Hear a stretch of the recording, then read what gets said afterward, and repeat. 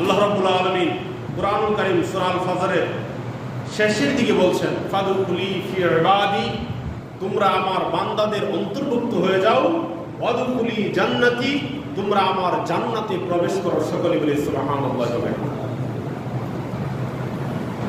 যে আমরা যদি আল্লাহর বান্দাদের অন্তর্ভুক্ত হতে পারি, আমাদেরকে আগে আল্লাহর বান্দাদের মধ্যে অন্তর্ভুক্ত হতে হবে। তারপরে আল্লাহ রাব্বুল আলামিন বলছেন যে তোমরা আমার জান্নাতে প্রবেশ করো। ইবাদত বন্দেগী করলেই জান্নাতে প্রবেশ করা যাবে। ইবাদত বন্দেগী করার অর্থ হচ্ছে আমরা আল্লাহর বান্দাদের অন্তর্ভুক্ত হলাম। সাহাবায়ে কেরামগণ আল্লাহর বান্দাদের অন্তর্ভুক্ত, তাবেঈন নিজামগণ আল্লাহর বান্দাদের অন্তর্ভুক্ত, তাবেঈন আতবাউ তাবেঈন যারা ছিল তারা আল্লাহর বান্দাদের অন্তর্ভুক্ত। তাদের অন্তর্ভুক্ত আমাদের কি হতে হবে? যদি আমরা তাদের অন্তর্ভুক্ত হতে পারি তাহলে আমরা আল্লাহর বান্দাদের অন্তর্ভুক্ত হব।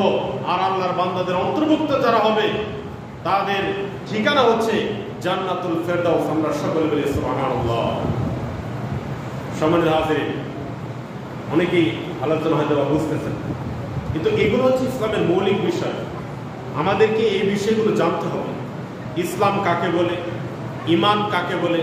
আপনি যে কোনো জিনিসের ক্ষেত্রেই আপনি যেই কাজই করতে চান না কেন, আপনার নিয়ম জানতে হয়, সেই কাজ করার যে নিয়মগুলো জানতে হয়। এই জন্য আমাদেরকে ইসলাম কাকে বলে, ঈমান কাকে বলে, ইবাদত কাকে বলে, এগুলো জানতে হবে।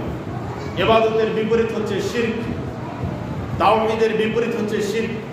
এই শিরক সম্পর্কে আমাদেরকে জানতে হবে। আমরা যদি ইবাদত সম্পর্কে না জানি, আমরা যদি আল্লাহর সাথে শিরিক করে ফেলি, তাহলে অমুসলিমদের মতো তারা যেরকম ভাবে অমুসলিম কাফের চিরস্থায়ীভাবে জাহান্নামে থাকবে, আমাদের ঠিকানাও সেই জাহান্নাম হয়ে যাবে যদি আমরা ইবাদতের সংজ্ঞা না জানি, যদি আমরা ইবাদত বন্দেগী না করি।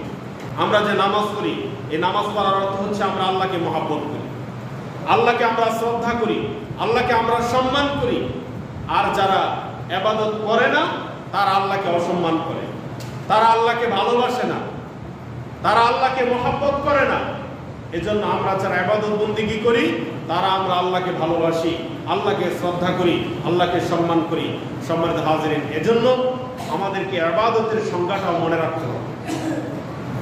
ইবাদতের সংজ্ঞাটা আমাদেরকে মনে রাখতে হবে। আল্লাহর প্রতি ভালোবাসা, আল্লাহর প্রতি শ্রদ্ধা দেখানো, আল্লাহর প্রতি সম্মান প্রদর্শন করার নাম হচ্ছে ইবাদত। সম্মানিত হাজিরিন, আমার আলোচনার বিষয় হচ্ছে আমল করার গুরুত্ব, ইবাদতের গুরুত্ব। আল্লাহ রাব্বুল আলামিন কুরআনুল কারীম সূরা আল ফজরের শেষের দিকে বলছেন,